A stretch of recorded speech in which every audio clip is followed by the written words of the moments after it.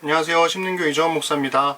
네, 오늘은 오순절 후 11번째 주일로 드디어 마가복음 본문을 함께 들어가게 되는데요. 복음서 세 번째 시간으로 마가복음 놀람의 이야기라는 설교를 우리 함께 나누도록 하겠습니다.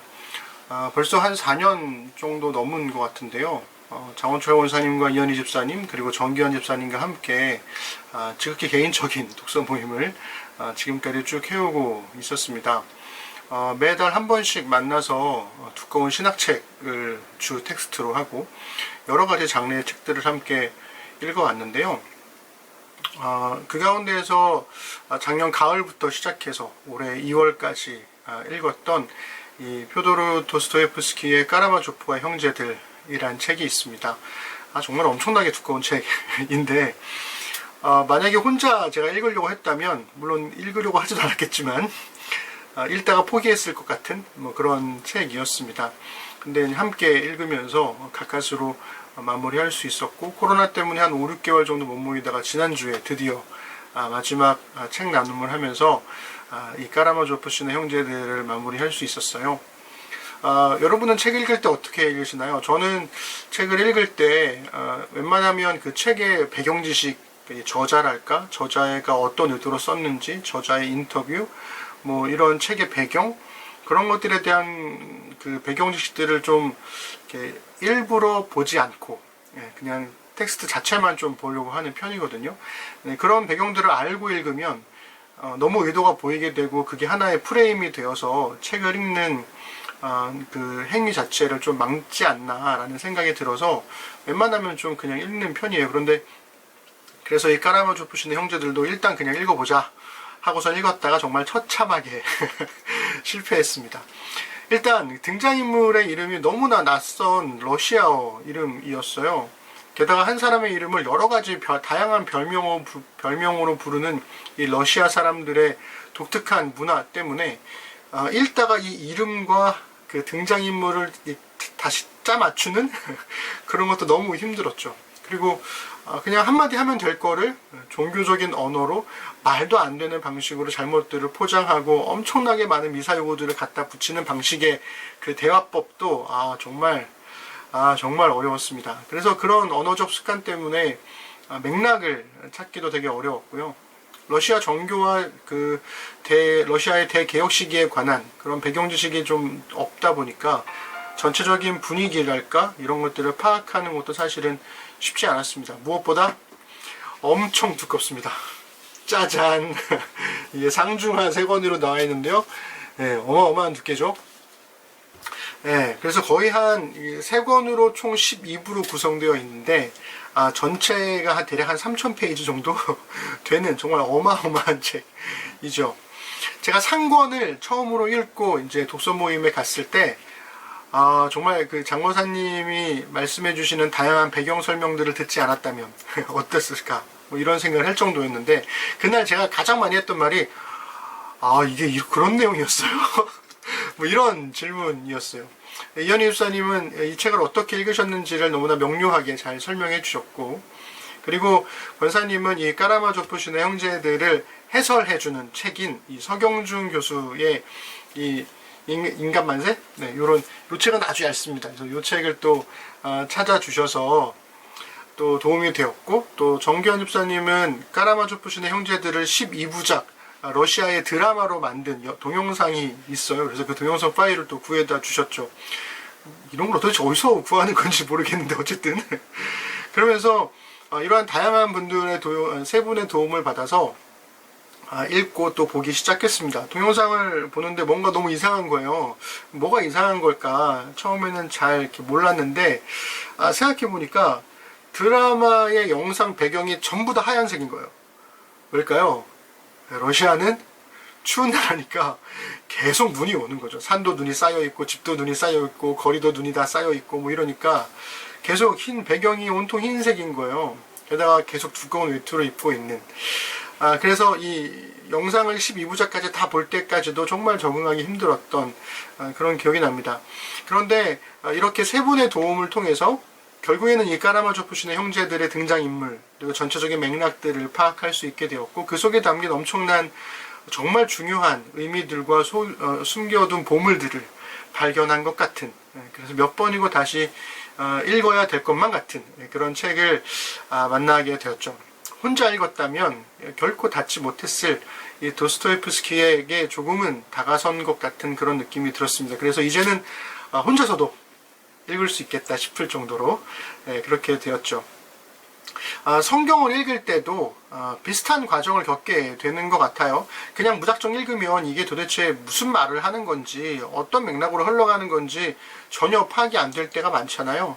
까라마조프 시대 형제들이 1800년대 중반을 배경으로 하고 있는데, 성경은 적어도 신약 성경은 2000년 전을 배경으로 하니까 당연히 어려움이 생길 수밖에 없는 거죠. 그러니 적어도 성경을 조금 더 편하게 잘 읽으려면 최소한의 배경 지식이 필요하다는 겁니다. 지난 2주 동안 우리가 신약 성경으로의 역사적인 배경에 관해서 우리가 설명했다면, 오늘은 마가복음을 시작으로 본격적인 신약 성경을 소개해 보려고 해요. 그래서 몇 가지 배경만 이해하더라도 이 마가복음을 읽기가 훨씬 더 편해질 것이라고 저는 개인적으로 기대를 하고 있습니다. 그래서 이렇게 마가복음을 시작하면서 문득 그런 생각이 들더라고요. 도스토옙스키가 마가복음을 쓰지 않아서 너무 다행이다. 왜일까요? 만약에 그가 썼다면 마가복음이 16장이 아니라 어쩌면 1500장이 되었을 수도 있다는 생각이 들었기 때문입니다. 네, 그래서 우리가 이제 마가복음을 이제 들어가게 될 건데, 마가복음 읽기에 앞서서 여러 가지 좀 특별한 내용들을 함께 우리가 다뤄보도록 할게요.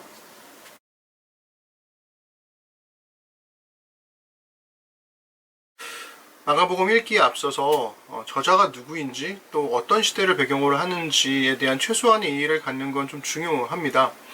그렇지만 마가복음이 워낙에 오래된 문서다 보니까 여러 증거와 정황들을 바탕으로 합리적인 추론을 하는 게 전부일 수밖에 없는 거죠. 그래서 결론적으로만 말씀드리면, 마가복음의 저자는 보통은 베드로의 동역자이고 바울과 1차 전도 여행을 함께 했던 이 마가라 불리는 요한, 마가 요한이라고 우리가 부를 수 있고요.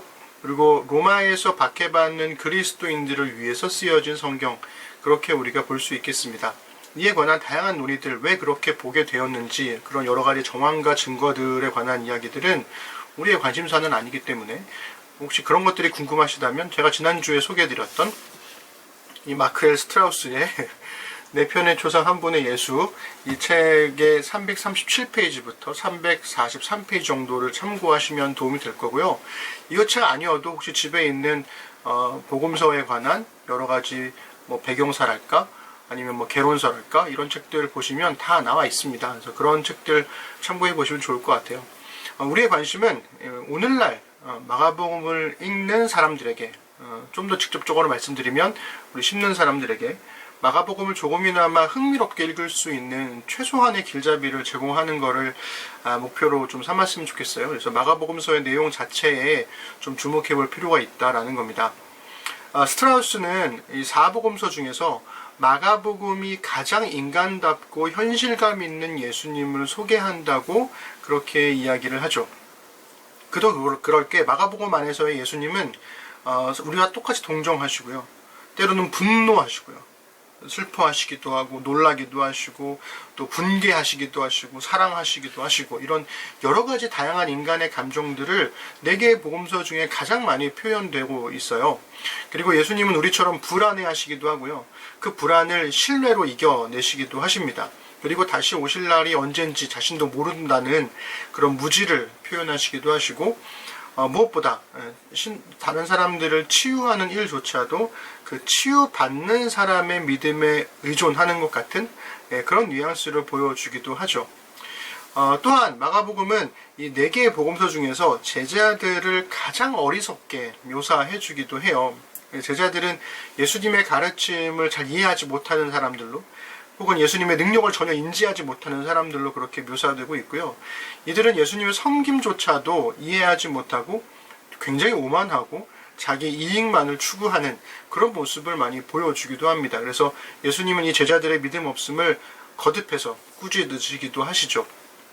그래서 이 각 구절들은 다 우리가 알 수 없으니까 제 그 설교 교환해 보시면 제가 구절들을 다 이렇게 언제 슬퍼하시고 이런 것들 다 써놨거든요. 그러니까 그거 참고하시면 될 것 같고요. 우리 설교할 때는 그냥 이렇게 이야기하고 넘어가면 될 것 같아요.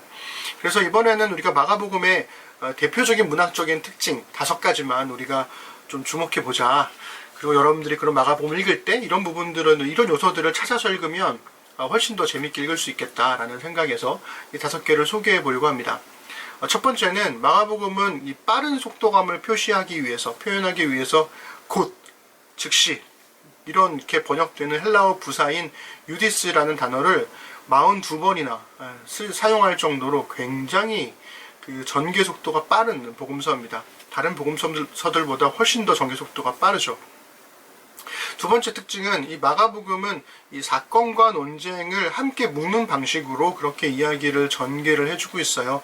다른 복음서도 그런 부분들이 있긴 하지만, 예를 들면 예수님의 권위를 증명하는 그 치유와 축기 사건들이 1장과 2장에서 나온 다음에 종교 지도자들과의 논쟁이 뒤따라 나오는 방식, 그리고 하나님 나라의 본질을 가르치기 위해서 비유를 함께 이렇게 묶어서 다루었고, 12장에 가보면 예수님을 함정에 빠뜨리려는 도전과 논쟁들만 모아서 또 따로 이렇게 모아놓기도 했습니다. 그래서 이렇게 주제를 함께 묶는 방식으로 이야기를 전개한다는 거죠. 세 번째는 마가복음에는 한 이야기의 줄거리 안에 또 다른 이야기를 삽입하는 방식, 끼워 넣는 방식으로 두 이야기의 의미를 연결해주는 아주 독특한 그런 기법을 사용하고 있어요. 예를 들면 3장 20절부터 35절에 보시면 예수님의 가족 이야기, 가족들을 만나고 찾아오는 그 이야기 안에 바알세불 논쟁이 끼어 있고요. 5장 21절부터 43절에 보시면 야이로의 딸을 치유하러 가는 이야기, 그 사이에 혈루증을 앓는 여인의 치유 이야기가 이렇게 들어가 있습니다. 6장 7절부터 30절 보시면 12제자들을 파송하고 그 제자들이 돌아오는 이야기, 그 틀 안에 세례 요한의 순교, 죽음에 관한 사건이 들어가 있고요. 11장 12절부터 25절에 보시면 무화과나무를 저주했고 저주한 대로 무화과나무가 말라 죽은 그 이야기 사이에 성전 정화 사건이 들어있다는 거죠. 그래서 이렇게 하나의 이야기 중간에 다른 이야기를 끼워 넣는 방식의 이야기, 그렇게 이야기를 전개한다는 겁니다. 네 번째 특징은 마가복음이 세계 1조, 세계를 함께 표현하는 패턴을 좋아한다는 거예요. 마가복음에서 배 타는 장면 혹은 배가 몇 번 나올까요? 3번 나오거든요. 이 3번 4장에서 한 번, 6장에서 한 번, 8장에서 한 번 이렇게 3번 등장을 하는데, 배가 등장할 때마다 제자들의 믿음과 지식이 없다는 것이 고스란히 드러내는 역할을 하게 됩니다. 예수님은 고난 예고를 3번 하신 후에 섬기는 리더십에 관해서 제자들에게 말씀하셨고요. 겟세마나에서는 제자들에게 3번이나 끼어 있으라고 말씀을 하시죠. 베드로는 예수님을 3번 부인했고요. 예수님이 십자가에 달려 돌아가실 때조차도 3시간 간격을 3번 연속해서 언급하고 있습니다. 요 관련 구절도 제가 다 설교 안에 기록해 놨으니까 참고해 보시면 될 것 같아요. 마지막 5번째 특징, 마가복음은 아이러니를 활용해서 진실을 드러내는 방식을 되게 좋아하는 것 같아요.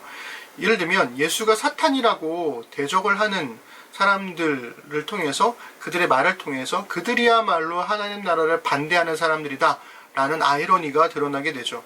예수님을 함정에 빠뜨리려고 아첨하는 말로 예수님이야말로 하나님의 진리를 가르치는 사람이다, 이렇게 말을 하는 것을 통해서 오히려 예수님이 정말 진리를 가르치시는 분이라는 것을 은근히 드러나게 되죠.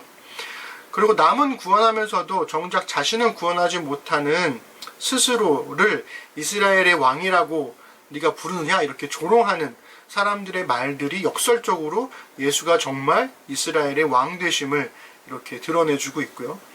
야훼 하나님을 정말 열정적으로 섬기는 종교 지도자들은 하나님의 아들인 예수를 거부하는 반면에 전혀 상관없는 이방인인 백부장은 예수님을 하나님의 아들로 인정하게 되는 이런 아이러니가 자주 나온다는 겁니다. 그래서 이 스트라우스는 마가복음에서 가장 중요한 아이러니를 이렇게 설명을 했어요. 우리 함께 읽어볼게요. 아이러니하게도 눈먼 바디메오는 예수가 다윗의 자손이심을 보지만 종교를 앞세워 예수를 대적하는 이들은 그 영의 눈이 멀었다. 예수가 사내들인 앞에서 자신이 메시아이심을 신실하게 털어놓으실 때 뜰 밖에 있던 베드로가 예수를 모른다고 부인한 일은 아이러니다. 네.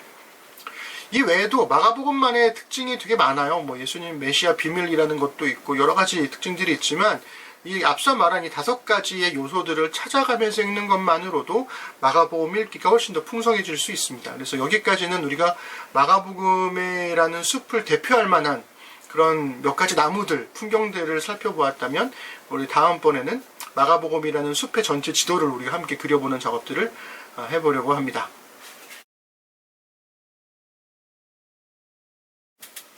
앞에서 말씀드린 이 5가지 마가복음의 특징들을 알면 마가복음을 조금 더 깊이 있게 읽을 수는 있겠지만 모른다고 해도 사실은 아무런 지장을 주는 건 아닙니다. 한 개인이 마가복음을 읽으면서 이런 특징들을 막 찾아내고 할 필요가 없다는 얘기죠. 그런 거는 학자들이 하면 될 일이니까요. 이미 학자들이 잘 해놓은 것들 우리가 잘 참고해서 읽을 때 사용하기만 하면 됩니다. 그런데 학자가 아니어도 누구나 할 수 있는 일이 있어요. 그게 뭐냐면 마가복음을 읽으면서 단락을 구분해 보는 거죠. 개인적으로는 설교를 하거나 혹은 성경에 대해서 특정한 성경에 대해서 강의를 하게 되면 그 해당하는 성경을 처음부터 마지막까지 다시 읽으면서 단락 구분을 자주 해보곤 하거든요. 낯설게 읽기를 매번 반복하는 거죠. 그렇게 하면 이전에 단락 구분했던 것과는 조금 더 다른 무언가를 또 발견하기도 하고 조금 더 발전한 모습을 발견할 수 있기도 합니다. 주중에 제가 단톡방에 올렸던 사진이 바로 그러한 예가 되겠죠. 마가복음을 빠르게 읽어 나가면서 단락을 구분해보고 각 단락의 제목들을 좀 적어가면서 간단한 특징들을 표시해가는 방식으로 해보는 겁니다. 그러면 개인적인 큐티를 할 때와는 전혀 다른 전체적인 흐름과 부분적인 맥락의 이런 흐름들을 다 보게 되는 거죠. 제 경우에 꼼꼼하게 하느라 한 3시간 정도 걸렸으니까 여러분이 한다면 한 2시간이면 충분히 하실 수 있고요. 그 말은 그냥 빠르게 읽기만 한다면 1시간 안에 마가복음을 충분히 읽을 수 있다라는 뜻이 되겠죠. 그러니 읽어보시라 라는 겁니다. 빠르게 일단 읽어보는 거죠. 그냥 쓱 넘어가 보자는 겁니다. 스킵해보는 거죠. 스키밍 해보는 거죠. 단락을 어떻게 나누냐에 따라 숫자가 좀 달라지긴 하겠지만 이번에 제가 마가복음 읽으면서 작은 단락들로 구분해 봤더니 총 90개의 에피소드들로 구성되어 있더라고요. 그러면서 매 장마다 몇 개의 에피소드들이 들어있나 이렇게 좀 통계를 내봤더니 아주 특이한 그런 결과가 좀 나왔습니다. 보통 마가복음의 한 장 안에는 2개 내지 7개 정도의 에피소드들이 이렇게 모여 있거든요. 그런데 특이하게도 1장에서만 11개의 에피소드가 집중되어 있고요. 마지막에 14장에서는 12개의 에피소드가 집중적으로 배치되어 있습니다. 1장은 예수님의 공생의 준비와 첫 사역에 대한 장이고요. 14장은 예수님의 고난을 다루고 있죠. 뒤따르는 바로 1장, 2장, 그리고 14장, 15장과 합치면 1장, 2장에는 15개의 에피소드가, 그리고 14장, 15장에는 18개의 에피소드가 나오게 되는 거예요. 그러니 이러한 단락 구분만으로도 우리는 이 마가복음에서 중요하게 여기는 것이 바로 예수님의 초기 사역과 예수님의 마지막 고난을 굉장히 중요하게 여기고 있구나 라는 것을 우리가 알 수 있게 되는 거고, 그 중에서도 예수님의 고난에 해당하는 24장, 15장이 가장 중요한 메시지구나 라는 것을 우리가 알 수 있게 된다는 거죠. 물론 이 마가복음을 어떻게 구성하고 어떻게 단락을 나눌 것이냐는 학자들마다 제시하는 의견이 좀 다르긴 합니다. 이 말은 완벽한 단 하나의 구성은 존재하지 않는다 라는 뜻이 되는 거고, 그렇기 때문에 누구나 설득력만 있다면 자기 나름의 단락 구분을 제시할 수 있다라는 뜻도 되는 거죠. 그러니 내가 읽고 나눈 단락 구분을 가지고 다른 학자들이 구분한 것과 혹은 다른 사람들이 구분한 것과 비교해가면서 읽는 즐거움도 또 생길 수 있습니다. 그래서 그냥 내가 한 거 없이 남이 이렇게 구분해 놓은 거 그냥 이렇게 보는 것만으로는 사실은 좀 남는 게 별로 없죠. 저와 같은 평범한 그리스도인이 마가복음을 읽는다면, 여러분들이 혹시 혹은 마가복음을 읽는다면 어떻게 단락을 나눌 수 있을까? 아주 단순하게 우리가 구분을 좀 해보려고 해요. 마가복음의 구성을 가장 단순하게 표현하면 이 데칼코마니처럼 이 베세다의 시각장애우 치유를 끝으로 반으로 이렇게 딱 접을 수 있는 구성을 갖고 있어요. 그래서 즉 갈릴리를 중심으로 한 예수의 사역과 예루살렘을 중심으로 한 예수의 고난과 십자가와 부활을 이렇게 두 가지로 나눌 수 있다는 거죠. 또 다른 방식은 여기서 넷으로 더 나눠보는 겁니다. 즉, 이 데칼코마니처럼 둘로 나눈 부분의 처음 부분과 마지막 부분을 프롤로그와 에필로그로 빼보면 되는 거죠. 그래서 프롤로그가 예수의 공생의 준비 1장 1절부터 13절이라면 첫 번째 섹션은 갈릴리를 중심으로 한 예수의 사역, 이게 8장 26절까지 가는 거고, 두 번째 섹션은 예루살렘을 중심으로 한 예수님의 고난과 십자가, 그리고 마지막 에필로그는 예수의 부활과 믿지 못하는 제자들, 이렇게 16장 1절부터 20절 이렇게 구분하면 좀 더 깊이 있게 나누게 되는 거죠. 여기서 한 단계만 더 나가 봅시다. 우리 조금 더 나눠보면 중간 부분을 두 개씩 나눠보는 거예요. 그래서 아마 이 표에 나올 건데, 예수의 공생의 준비와 예수의 부활과 믿지 못하는 제자들, 이 프롤로그와 에필로그를 각각 두고 갈릴리 섹션, 첫 번째 섹션을 갈릴리 첫 번째 예수의 권위 있는 축기와 치유와 가르침에 해당하는 부분을 5장 43절까지, 그리고 두 번째 갈릴리 섹션을 제자들과의 동역과 제자들과의 어리석음, 이렇게 나눌 수가 있고, 예루살렘의 첫 번째 섹션을 베드로의 고백과 섬기는 종으로서의 메시아, 이렇게 나누고, 예루살렘의 두 번째 섹션을 예수님의 고난과 십자가, 이렇게 우리가 나눌 수 있겠습니다. 이 정도만 나눠도 충분합니다. 여기서 좀 더 세분화하면 오히려 길을 잃을 수도 있고 하니까 큰 그림을 먼저 익숙하게 우리가 좀 넣어두고, 그 큰 그림 안에서 작은 그림들의 의미를 좀 더 세밀하게 발견해가는 그런 과정을 삼으면 좋을 것 같아요. 그러니 여러분들도 한번 요 데칼코마니처럼 두 개의 주머니에서 앞에 뒤에 떼어내고 가운데 두 개를 좀 더 두 개로 나누면 6개의 단락으로 나눌 수 있는, 이렇게 이 마가복음의 구성을 머릿속에 간직해 놓고 있으면 조금 더 편하게 마가복음을 읽으실 수 있을 겁니다.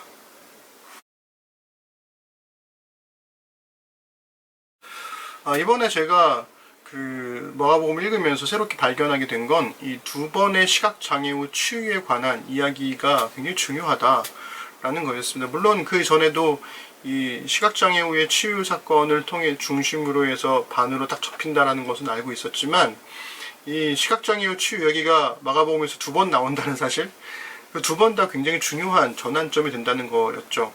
마가복음에 나오는 이 첫 번째 베세다의 시각장애우 치유가 8장 22절부터 26절에 나오고요. 그 다음에 다른 한 번은 마가복음 후반부에 전환점이 되는 10장 46절부터 52절에 나오는 시각장애우 바디메오 치유가 나옵니다. 먼저 베세다의 그 시각장애우 치유가 등장하는 맥락을 좀 살펴볼 필요가 있어요. 6장 7절부터 31절에 보면 제자들이 예수님처럼 기적을 베풀고 가르치는 일에 굉장히 성공적이었다, 이런 이야기가 나옵니다. 우리 함께 읽어볼까요? 6장 12절 13절입니다. 제자들이 나가서 회개하라 전파하고 많은 귀신을 쫓아내며 많은 병자에게 기름을 발라 고치더라. 아멘. 굉장히 예수님처럼 잘했다는 거죠. 그런데 이러한 성공적인 전도 여행에도 불구하고 그 뒤로 등장하는 제자들의 모습은 계속 헛발질하는 느낌이 들어요. 6장에 보면 제자들은 먹을 것을 주라는 예수님의 말씀에 우리가 어떻게 이 많은 사람들에게 먹을 걸 줍니까? 라고 따지죠. 그리고 예수님은 제자들은 예수님께서 오병이어의 기적을 행하셨음을 경험하고도 물 위로 오시는 예수님을 보고 놀랍니다. 제자들은 예수님의 가르침을 전혀 이해하지 못하는 내용이 7장에 나오고요. 오병이어와 비슷한 상황에서도 그 칠병이어 사건이죠. 8장에 있는 어떻게 먹여야 될지 또 비슷한 고민을 하게 된다는 거예요. 그리고 심지어는 예수님이 가르치고 계시는데 딴 생각합니다. 떡 놓고 왔는데 이 생각을 하고 있는 거죠.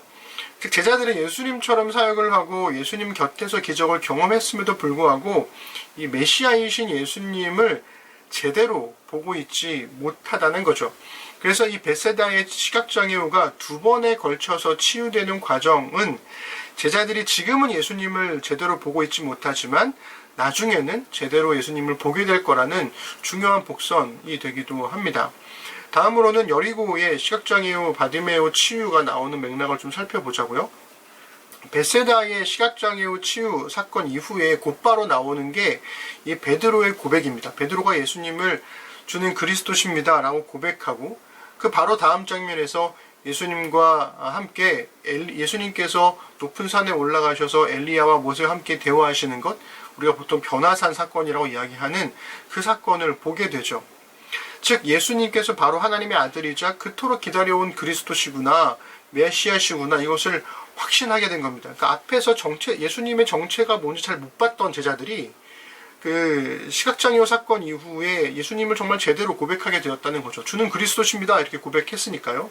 근데 그 다음에 또 문제가 발생을 해요. 예수님처럼 복음을 전파하고 치유했던 제자들이 귀신 들린 아이 하나를 고치지 못하고 쩔쩔매고 있는 거예요. 그러니까 예수님께서 제자들이 너희가 고치지 못하는 이유는 기도하지 않았기 때문이다 이렇게 꾸중을 하십니다. 이게 9장에 나오고요. 게다가 예수님이 계속해서 나는 고난 당할 거야 이렇게 예고를 반복하고 계시는데, 제자들은 그 와중에도 누가 더 큰지, 누가 더 큰 자인지에 관해서 서로 논쟁하고 있었고요. 심지어는 우리 편이 아니면 오지 말라라는 편가르기까지 하고 있었습니다. 그러다 10장으로 넘어가면 어린아이들이 예수님께 이렇게 축복받으러 오는데 제자들이 그걸 막다가 예수님한테 또 혼나요. 또 호통을 당하고, 결국 예수님의 세 번째 고난 예고에도 야고보와 요한이 예수님의 양쪽 우편과 좌편에 앉게 해주세요 이렇게 요구했다가 제자들끼리 정말 대판 싸웁니다. 그리고 결국 예수님께서는 제자들에게 내가 메시아로 왔는데 그것은 바로 군림하고 통치하기 위함이 아니라 섬기러 온 것이다 라고 하는 그 메시지를 전달해 주고 계시죠. 그러니 제자들이 예수님을 메시아로 확인을 했으나 그 메시아가 어떤 종류의 메시아인지를 제대로 보지 못하고 있다라는 거죠. 그래서 여리고의 시각장애인 바디메오가 자신을 막아서는 사람들을 뚫고 예수님께 나아가서 구원해달라고 요청을 하고, 예수님은 기꺼이 그를 섬기는 자로 바디메오를 긍휼히 여기시고 치유하시고 구원해 주시잖아요. 이런 것들을 통해서 제자들의 사역이란, 즉 메시아의 사역이란 결국 섬기는 사람들, 섬기는 종이어야 한다라는 것을 제자들에게 보여주고 있다는 것입니다. 그러니 이 마가복음은 두 번의 시각장애우 치유 이야기로, 첫 번째에서는 예수님의 누구인지에 관한 정체성의 문제, 두 번째에서는 예수님의 사역이 어떤 것인지에 관한 메시아의 섬기는 사역을 제대로 좀 봐라 이렇게 이야기하고 있고, 그 메시지를 마가복음을 읽는 사람들에게도 동일하게 이야기해주고 있다라는 거죠.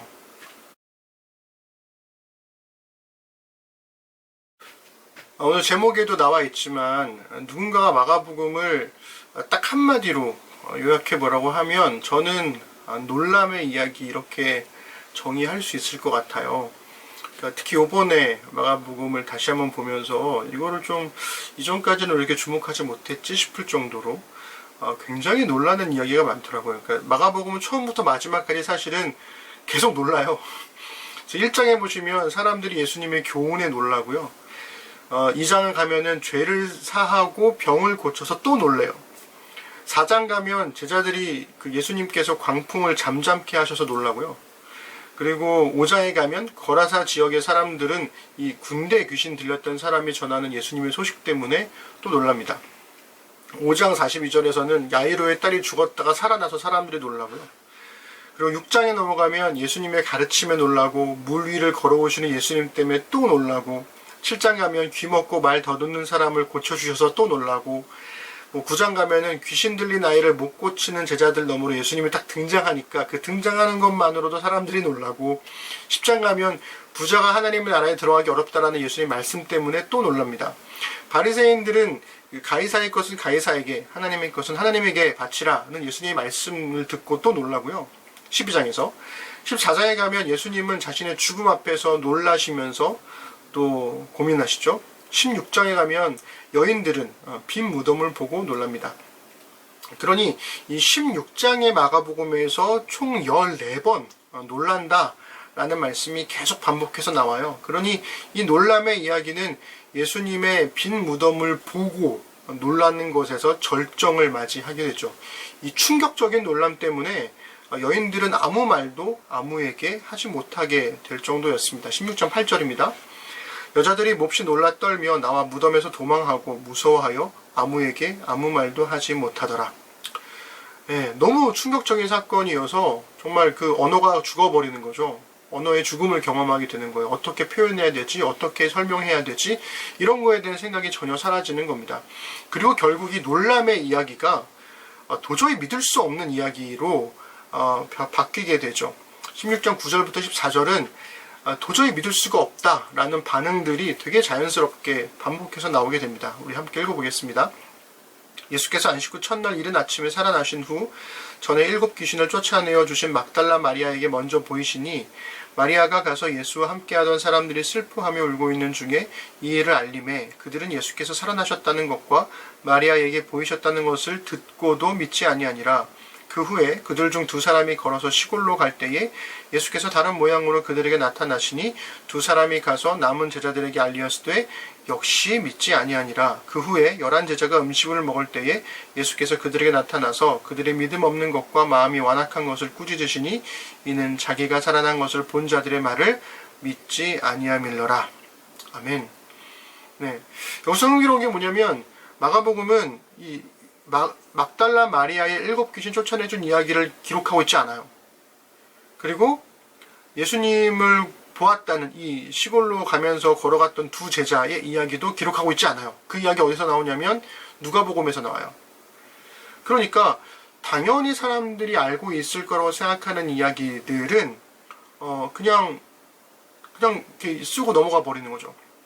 근데 그들은 당연히 예수님 믿지 못했다 이렇게 이야기하고 있는 겁니다. 그런데 만약 이 놀랍고도 믿을 수 없는 이 이야기를 정말 만약 믿는다면 그러면 어떤 일이 벌어질까요?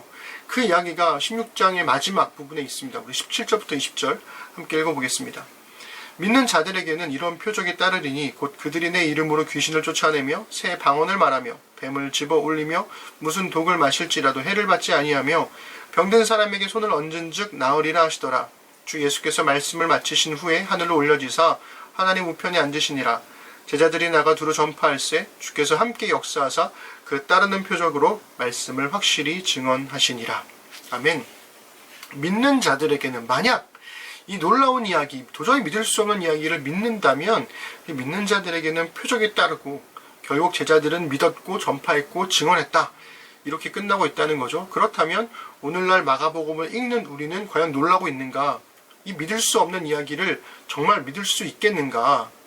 너무나 쉽게 너무나 당연하게 난 당연히 믿지 그렇게 그냥 넘어가 버리고 이 이야기를 대충 워낙 잘 아는 이야기니까 쓱쓱 스킵해 가는 것은 아닐까 이런 생각을 해볼 필요가 있다는 것입니다.